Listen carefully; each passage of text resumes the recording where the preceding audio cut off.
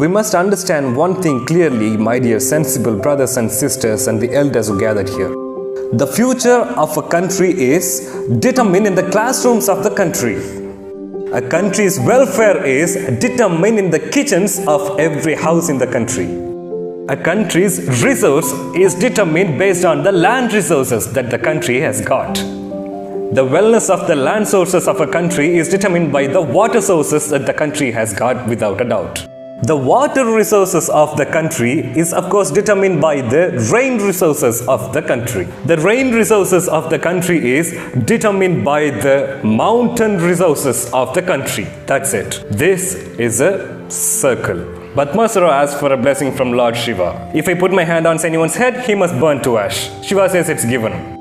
Now Padmasara tells Shiva, I want to test whether it works, so I'm going to put my hand on your head. Exactly the same way, we cut down the trees that are hands of Mother Earth. We suck the rivers that are blood vessels of Earth. Now we break the head of the earth, that are mountains. We emptied and sold the river sand, now the mountains have been targeted. We killed the mountains to get mountain sand, which is shortly called M sand. Only from the mountains come waterfalls. Waterfalls become rivers. From rivers we get water. From water, food, the source of all living creatures. You must understand that. For thousands of years, for millions of years, the nature has blessed us with the rivers, sand, mountains. You can't create sand, brother. You can't create mountains either.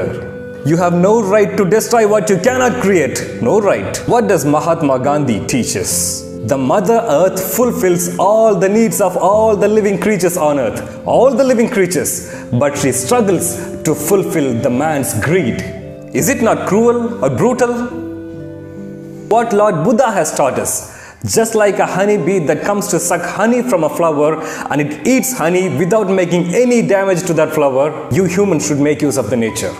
But how do they do, these heartless morons? They shatter mountains that they cannot create. Didn't our ancestors build houses? Did they empty the river sand or break the mountains? Did they save millions of money in the banks for you? Or did they get luxurious cars for you? No. They preserved the lakes, the rivers, the trees, and the mountains also for you. Why? The world is not just yours. It belongs to future generations, your children and their children. You're just a tenant who live here for rent. Just like a tenant, when he leaves the house, he makes sure that the house remains undamaged. We must make sure that the earth remains undamaged for the next generation. When a day comes on which you will not be able to live on this earth, a huge revolution will break out and no one can stop it. There has been no revolution for car, but if there is no food and water left, the revolution cannot be stopped in any part of the world. Kindly don't ignore us, then there will be no one to save you. I swear, before everything goes wrong, give us the power to change everything and we will rectify everything. Otherwise, there is no way for us to, other than sitting with you and crying. Take a wise decision.